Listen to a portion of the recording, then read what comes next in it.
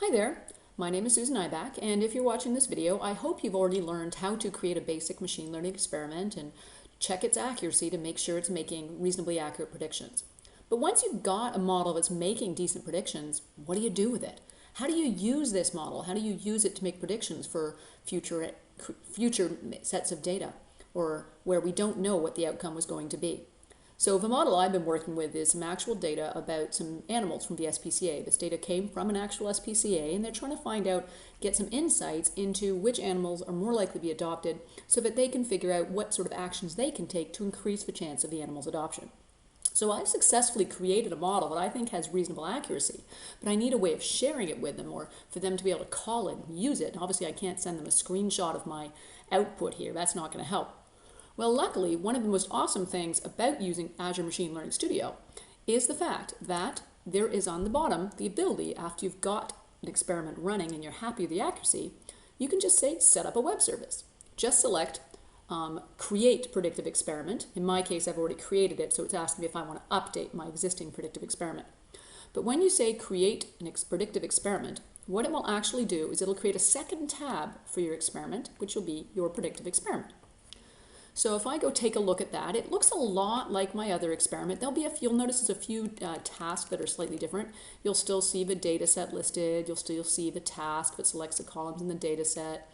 There's some transformations here. So a lot of the individual tasks I had have sort of been combined into a single transformation.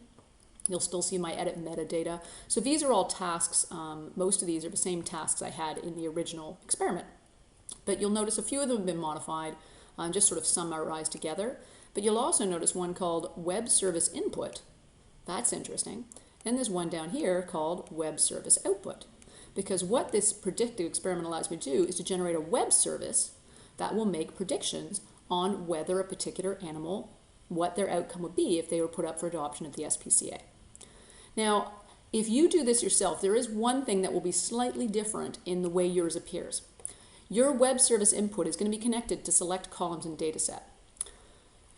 Now, if you do have the input going to select columns in dataset, then what happens is when you call the web service, it's going to expect you to pass in a value for every single column you had in the original dataset. Now, there's a lot of columns in my original dataset that really don't affect the animal, whether or not the animal's adopted or not. For example, we had things like the animal's name and the animal ID. I don't want to have to enter that data, because that's really just asking a user to enter a bunch of information that we don't use anyway. So let's be nice to the user and only have them enter the factors that are important and affect whether or not an animal is going to be adopted or has to be transferred or returned to their owner. So what I've done is I've just deleted that line and redrawn it to connect down here to basically one of the first tasks after, anything after select columns in dataset. Basically your first task after select columns in dataset, connect it to that input. And that way it's only going to ask you to enter the columns you said were significant. Once you've done that, you're going to hit the Run button down in the bottom here, and what that's effectively going to do is compile your web service. And once that's done, then you can select that Deploy Web Service button, and that will take the compiled web service and it'll actually deploy it. You'll know it's been deployed because you'll be taken over to the the left-hand side here, and it'll bring you over to the web services, as opposed to the experiment. So that little globe there is our web services. So if I select web services, you will see I have this updated SPCA model predictive experiment. So this is the web service that was generated from my trained model. And if I select that,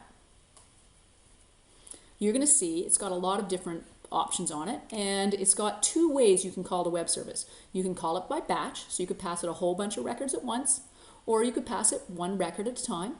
And one of the things that's kind of neat is you can actually test it right here. So if I select test here, I leave the outcome type blank because that's the value I want to predict.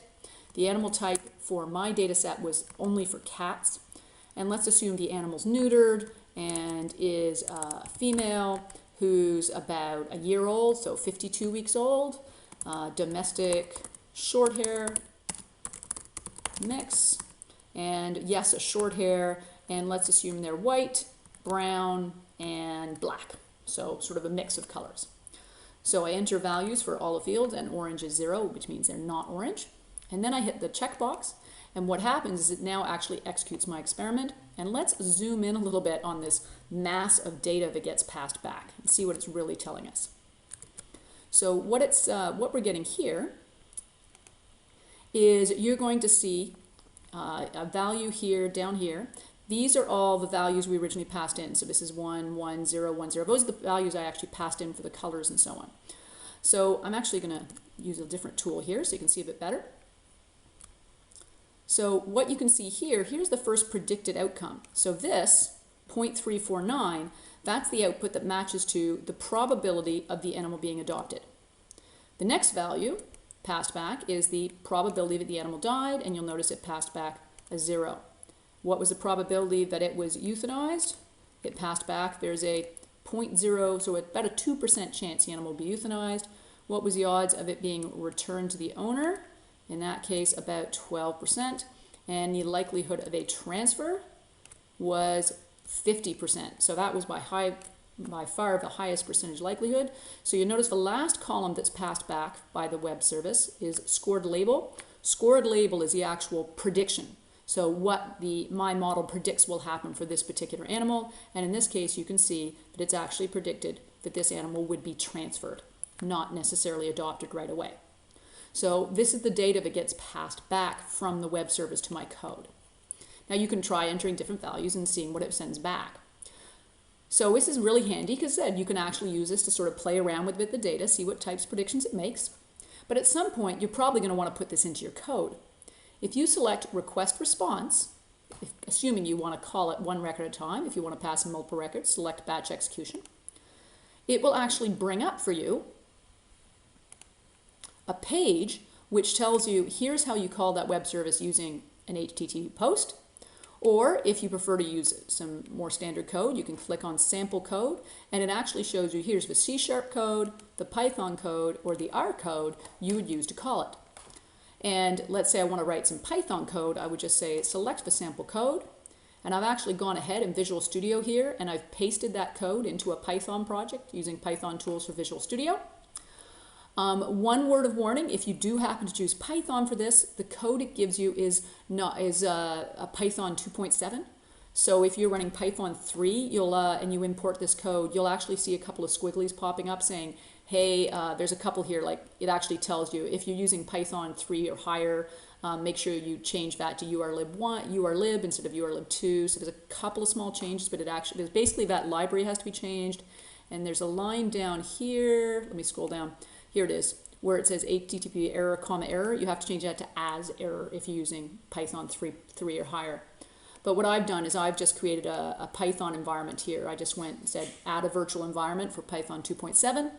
And so I'm running here, as you can see, with an environment that's running Python 2.7.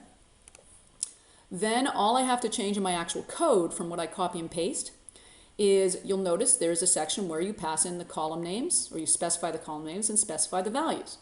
So if I pass in an animal, that is a cat, neutered, animal type cat, neutered is 0, so not neutered, gender is female, age in weeks is 40 weeks, domestic short hair, so I just specify values for each of the columns, so you'll have to change that data. Notice I've left outcome type as blank because that's what I want to predict. And I scroll a little further down, there's another line you're going to have to change. Hold on, where is it? Dum-de-dum. I'm looking for a line that says API key. Okay, that's the other thing you have to change. Here we go. API key. On the website, when you copy and paste this over, it says API key equals ABC123. Somehow, I mean, you're hosting this web service out on the cloud. How do you give people permission to call this web service you've created? You do it with the API key. So if you go back to that web services page, over here you'll see an API key. So you just click here to copy it. And then you go back to your code and you just paste that here as the API key. And that's what gives someone permission to call your web service. So that's how you manage your permissions.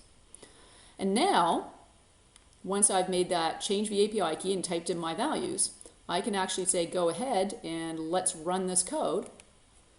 And off it goes, executing, and basically what I see displayed is the JSON output returned. And once again, you can see sort of the different probabilities of the possible outcome. So likelihood of adopted, 12%, likelihood of it being dying versus being euthanized, likelihood of it being returned to the owner, likelihood of being transferred, and then the outcome it's predicting is that the animal would be transferred. And as I said, what's really amazing about this is as I started playing this, I discovered as soon as I changed that animal to being neutered and I run that program again, right away you'll see that the result is likelihood of adoption, 77%. Huh. So that's really interesting. So it tells the SPCA, this is where, the SPCA can actually do things as a result of what they learn. So now they can discover if they make an effort or raise money so they can actually neuter and spay the animals before they put them up for adoption, that's obviously drastically increasing the chance of those animals being adopted. That's why we do machine learning, because we want to influence outcomes. We want to be able to figure out what we can do to create better outcomes or to be able to handle situations better. So now you know how to actually take your machine learning experiment, deploy it as a web service, and even call it from your code. Have fun.